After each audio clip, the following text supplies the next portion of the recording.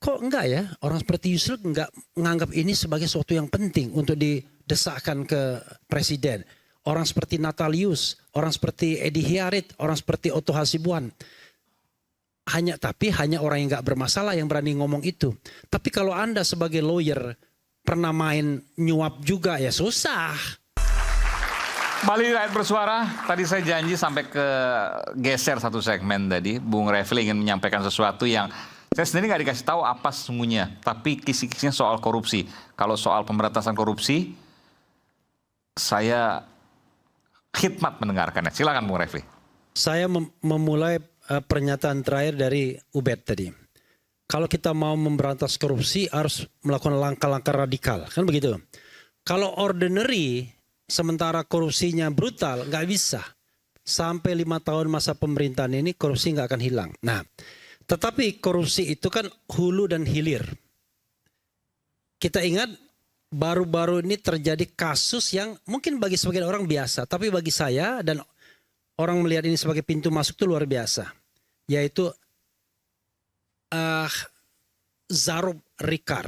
Oke, kasus mantan pejabat Mahkamah Agung. Ya, mantan pejabat Mahkamah Agung terlibat Markus dan kemudian digerebek. Dan ditemukan luar biasa. Ditemukan uang 920,9 miliar dan 51 kilogram emas antam. Luar biasa itu, mungkin yang terbesar. Hampir 1 triliun. Betul. Dari kegiatan dia menjadi Markus itu hanya yang kelihatan.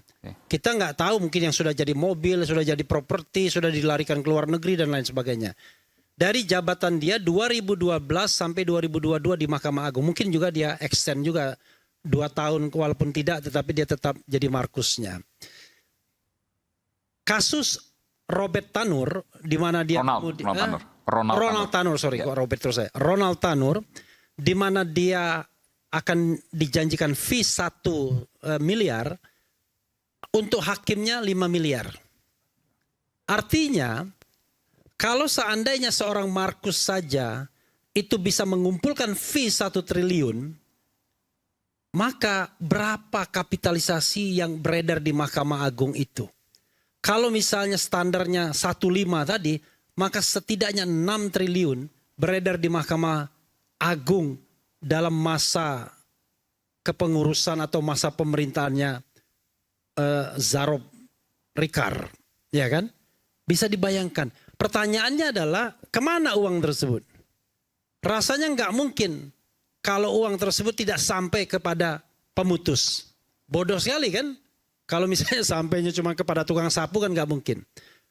Jadi kapitalisasi dari satu pintu Markus itu bisa bertriliun-triliun. Berapa Markus yang ada? Berapa kasus yang ada? Dan berapa banyak yang kemudian pejabat-pejabat di lingkungan Mahkamah Agung selama ini yang sudah dijadikan tersangka, dihukum dan lain sebagainya. Apa kaitan itu dengan topik kita kali ini? Memberantas korupsi bro. Oke. Kan tadi kan memberantas korupsi. Nah, kaitannya adalah presiden? Sekarang pertanyaannya adalah, Anda melihat ini soal yang luar biasa atau biasa saja? Sangat luar biasa. Sangat luar biasa. Kalau kita pakai hukum tata negara, ini memenuhi syarat ada kegentingan di sana. Dalam hal ihwal kegentingan yang memaksa, Presiden bisa mengeluarkan peraturan pemerintah pengganti undang-undang. Kalau saya presidennya atau saya Menko hukumnya, Menteri Hak Asasi Manusia, saya sarankan agar Presiden men-shutdown atau membekukan sementara Mahkamah Agung, hakim-hakim agungnya. Sebentar. Ini kenapa mesti Mahkamah Agungnya dibekukan? Kan bicara soal, kita masih bicara soal praduga tak bersalah ya. Iya. Oknum, segelintir bisa saja kan? Bukan mayoritas. Ya itulah kalau cara pandang Anda, cara pandangnya biasa-biasa terus. Anda yakin nggak yang namanya mafia itu sudah membelit luar biasanya di institusi itu? Anda yakin nggak? Saya harus bicara data. Oh, datanya salah satunya Zarub Rikar ini datanya. Anda bisa bayangkan ada 1 triliun dari Markus saja selama 10 tahun, ya kan? Belum lagi hakim-hakim yang pasti tidak sendiri saya percaya itu. Pasti tidak sendiri saya percaya. Iya, nah karena itulah yang namanya kegentingan memaksa itu adalah subjektif presiden. Bayangkan, gara-gara lalu lintas saja presiden bisa mengeluarkan perpu misalnya.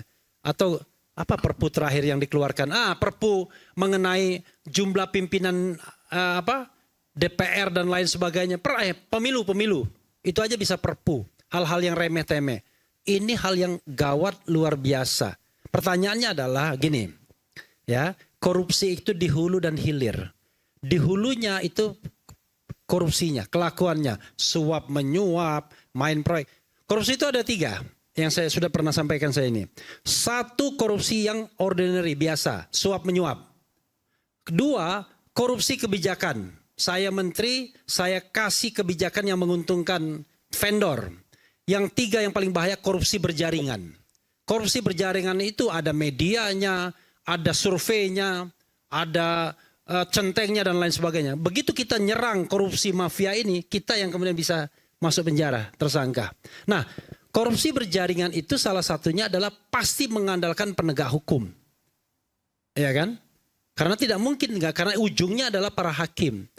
Kalau seandainya ini selalu dianggap kita biasa-biasa saja, kapan kita mau memperbaiki institusi peradilan itu? Jadi ekstrim menurut Anda, bekukan gitu. Bekukan.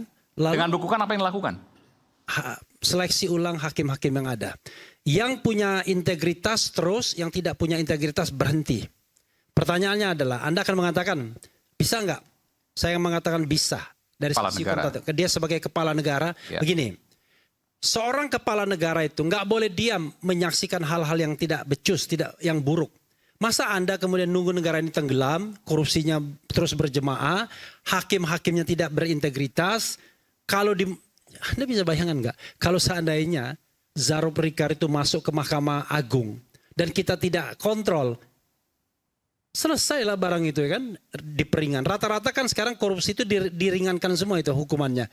Orang yang memberatkan kasus korupsi itu cuma Artijo Alkostar aja, sudah almarhum. Nah, karena itu menurut saya, kok enggak ya orang seperti Yusril enggak menganggap ini sebagai sesuatu yang penting untuk didesakkan ke presiden. Orang seperti Natalius, orang seperti Edi Hiarit, orang seperti Otto Hasibuan. Hanya orang yang enggak bermasalah yang berani ngomong itu. Tapi kalau Anda sebagai lawyer pernah main nyuap juga ya susah. Ya kan? Nanti dia bilang, kamu ngomong-ngomong soal shutdown dan lain sebagainya, kamu juga memanfaatkan kita untuk suap menyuap dan cari duit dan lain sebagainya. Saya baca kasus Hakim Agung Gazalba. Lawyernya dia lagi yang pernah muncul 2010, 14 tahun yang lalu di Mahkamah Konstitusi, anak seorang mantan hakim Mahkamah Konstitusi. Dia lagi ternyata. Bayangkan, harusnya kalau kita mau memberantas korupsi, mereka-mereka yang terlibat korupsi seperti itu tidak boleh lagi berpraktik sebagai pengacara. Kehidupannya silakan Anda cari penghidupan yang lain. Tapi berpraktik sebagai pengacara sudah haram hukumnya. Ini kan enggak. Ada pengacara yang ditangkap OTT, masuk penjara, pulang, berpraktek lagi. Lalu dia mengatakan, saya korban KPK inilah itulah. Enggak ada koruptor yang kemudian mengaku. Dan berpraktik lagi. Nah, kalau ini tidak diselesaikan, nggak ada gunanya. Wah, misalnya gagal sekali, nangkap koruptor, ditangkap koruptor. Di ujungnya di Mahkamah Agung, bebas itu koruptor. Kalau kita tidak viralkan, no viral, no justice. Pertanyaannya adalah, berapa banyak society harus mengawasi setiap kasus tersebut? Kalau ada 1000 kasus, paling cuma 5 atau 10 kasus saja yang kemudian viral. Yang lainnya tidak. Itu yang namanya Rudy Soik itu. Kalau tidak diviralkan, udah lama dipecat dia. Itu udah dipecat kan? Bahkan dia di demo di depan Polda agar diberhentikan. Kan sering kan? Rocky Gerung begitu juga ketika tiba-tiba ada demo di kejaksaan, tangkap Rocky Gerung dan lain sebagainya. Nah, jaringan-jaringan mafia seperti ini itu yang harus dihilangkan Prabowo kalau dia mau. Dan saya yakinnya kalau Prabowo mengeluarkan perpu untuk membekukan Mahkamah Agung asal dia genuine, lalu kemudian seleksi ulang Hakim Agung dengan cara genuine, masyarakat, rakyat akan mendukungnya, terutama aktivis anti korupsi. Saya heran kalau seorang kemudian langkah-langkah radikal itu tidak didukung. Memang orang akan ribut mengenai yang namanya the independency of judiciary, konstitusi dan lain sebagainya. Tapi saya katakan dalam hal ihwal kegentingan yang memaksa, presiden bisa keluarkan hal seperti itu. Dan saya yakin secara sosiologis dan politik akan didukung paling tidak oleh rakyat yang selama ini ingin melihat korupsi diberantas. Tetapi kalau tidak didukung oleh para politisi yang korup, wajar. Itu aja. Oke. Bang, ada tanggapan soal itu? Bung Hendersam tadi sebut pengacara dan pengacara juga. Ya, kebetulan pengacara juga. Jadi begini, kita melihatnya bahwa... Ada setuju dengan apa yang disampaikan oleh Bung Refli? Setuju, saya setuju. Pembekukan luar biasa loh ini. Enggak, masalah pembukuannya itu harus kita telaah lagi. Cuman saya balik lagi ke prinsip-prinsipnya tadi bahwa ketika seorang maklar kasus, kemudian di rumahnya ada hampir 1 triliun, itu kaget sekali saya mendengarnya. Artinya kalau saya ngebayangin gitu ya, ini uang artinya yang dia sendiri bingung ini mau diapain. Uang ini yang mau taruh di mana bingung ini. Nah, artinya bisa saja ini bisa 10, 20 atau 30 kali lipat daripada itu. Kita melihatnya seperti itu. Ini kan menjadi semacam puncak gunung es. Nah, di satu sisi kita juga harus melihat, kita juga harus mengapresiasi apa yang sudah dilakukan oleh Kejaksaan Agung. Pak Jaksa Agung membuat akselerasi beberapa perkara-perkara yang nilainya sangat besar ya. Dan ini pun karena Kejaksaan Agung kan? Ya, Kejaksaan Agung. Maksud saya kan begini ya kan. Kita harus lihatnya juga itu kan secara fundamental dulu. Yang mana yang mau kita perbaiki kan. Pak Prabowo juga sudah mengatakan di awal hal yang faktor paling mendasar. Walaupun ini akan jadi debatable juga dengan Bang Rocky dan Bang Refli dan yang lain-lain, telur dan ayamnya seperti apa. Kesejahteraan itu nomor 1. Nah, yang harus dilengkapi atribut berikutnya itu adalah punishment-nya. Reward-nya kita berikan dan punishment-nya juga harus kuat. Jadi saya ambil contoh, saya tidak merujuk kepada KPK yang sekarang ya. Ini kan banyak perdebatan. Tapi kalau kita merujuk kepada pemberantasan korupsi di periode-periode sebelumnya, kenapa contohnya ya, tugas utama itu kan yang paling menonjol itu kan di KPK pada saat itu. Ya kan, dan Kejaksaan Agung sepertinya tanda kutip keteteran untuk mengimbangi bagaimana kinerja daripada KPK dalam pemberantasan korupsi. Sekarang boleh dibilang kebalik. Iya, seperti itu. Nah, yang saya lihat pada saat itu ya, ini eksepsional. Pada saat itu ini masalah tanda kutip ini bensinnya aja. Makanya kan sering ada keluhan dari para teman-teman di jaksa ini, bagaimana kami bisa mengimbangi Kejaksaan KPK dalam melakukan pemberantasan korupsi jika bensinnya nggak sama. Seperti itu, anggarannya tidak sama. Kita ambil contoh ya. Ini kan dua hal ini ketika disuruh tanda kutip disuruh balapan ini Kejaksaan Agung yang periode-periode sebelumnya kan keteteran terus kan. Selalu saja ada disparitas yang sangat luar biasa ya. KPK bisa tangkap ini, bisa kejaksaan juga tidak. Nah, cuman juga kan kita harus melihatnya dari sisi yang lain bahwa ketika saya ambil contoh yang gampang itu gini. Yang ada di kejaksaan, yang ada di KPK pada saat itu, ini orang-orangnya sama, polisi juga penyidiknya, jaksa juga yang melakukan penuntutan, betul kan seperti itu kan, masuk kepada KPK. Di sana atribusi dan kesejahteraannya itu ada disparitas dengan mereka pada saat mereka masih menjadi jaksa dan polisi. Ya. Sehingga oleh karena itu mereka bisa lebih fokus pada saat itu. KPK lebih besar. Ya, kan? Iya seperti itulah kurang lebih. Nah oleh karena itu mereka maksimal dalam melakukan tindak pidana pemberantasan korupsi. Nah saya ambil contoh lagi. Ketika mereka sudah selesai BKO di sana dia dikembalikan kepada masuk kepada institusinya, balik lagi kelakuannya. Ada beberapa kasus kan, saya nggak usah sebutkan ada 1-2 kasus yang juga seperti balik lagi karena apa? Memang ekosistemnya tidak mendukung untuk itu gitu loh.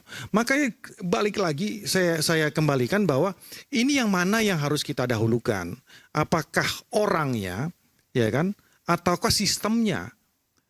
merujuk kepada yang terjadi di luar. Sistemnya dulu saya rasa diperbaiki. Oke, jadi baru maksudnya punishment-nya. bukan kalau tadi Bung Refli kan ke orangnya, bukan dan kemudian seleksi. Iya. Kalau Anda fokus pada perlu- sistemnya. Iya, nanti kita mungkin ada ya itu sistem juga. Saya bisa dikatakan sistem juga. Cuman mungkin kita harus telah dan ada forum lain untuk lakukan itu. Tapi Kalau menurut MA saya tadi kan saya bicara MA-nya, bukan orang per orangnya. ya Kita MA itu kita reinstall karena ini institusi yang kita nggak bisa percaya lagi. Itu persoalannya.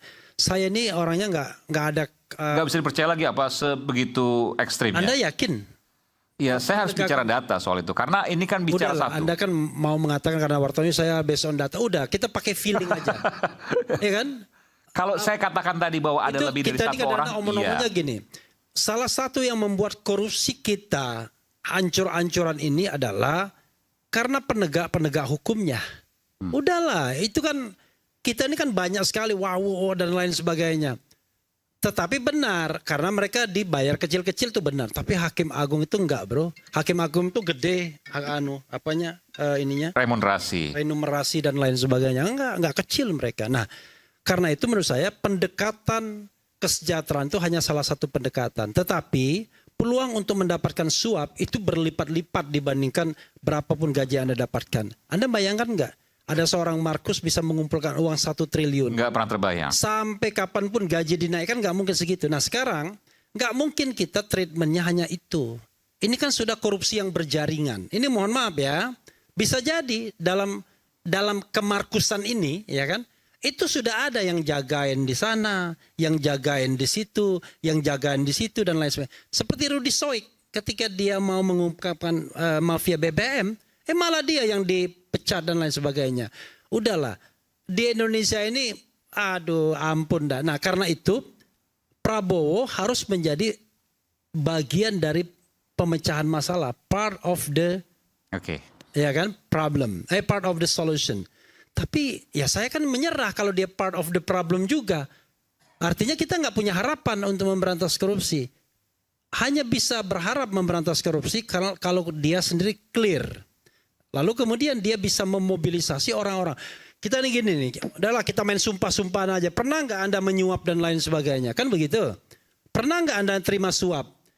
Itu hal yang paling clear. Kan sebenarnya begitu. Tapi saya tidak termasuk yang kecil-kecil ya, suap lalu lintas.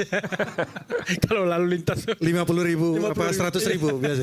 Tapi kita bicara tentang suap untuk memperjuangkan keadilan. Atau suap parkir yang paling kecil loh, suap parkir. Memperjuangkan proyek dan lain sebagainya misalnya. Kita bertobat lah, ya kan? Tapi terus terang saja sebagai lawyer saya nggak pernah nyuap hakim itu. Iya, demi Allah. Kenapa? Karena ada kuncinya. Karena saya tidak pernah bersidang di pengadilan biasa, cuma di Mahkamah Konstitusi aja. Baik. Makanya saya bisa terhindar dari itu semua. Jadi apa yang akan dilakukan selanjutnya? Tentu ini bisa bicara soal pertanyaan. Kalau tadi suap lalu lintas sudah terlalu mainstream. Ada suap parkir misalnya, kalau kita ingin mendapatkan parkir tertentu, lalu kemudian kita panggil tukang parkirnya, kita berikan uang, itu termasuk suap juga kan? Iya. Suap, dan itu kemudian harus seperti itu harus ditinggalkan. Jadi makin tinggi peradaban kita ya, sekecil apapun tidak ada toleransi. Ya. Tetapi kan kita harus bergerak dari yang besar dulu. Yang besar itu ya, satu, penegak hukum. Terus terang saja, benar kan? Penegak hukum. Yang kedua, pengadaan barang dan jasa. Udah, dua itulah yang sumber suap utama, sumber korupsi. Penegak hukum, pengadaan barang dan jasa. Dua hal itu. Apakah itu akan kemudian diperhatikan secara serius? Kita simak. Sesaat lagi kami akan kembali di Rakyat Bersuara.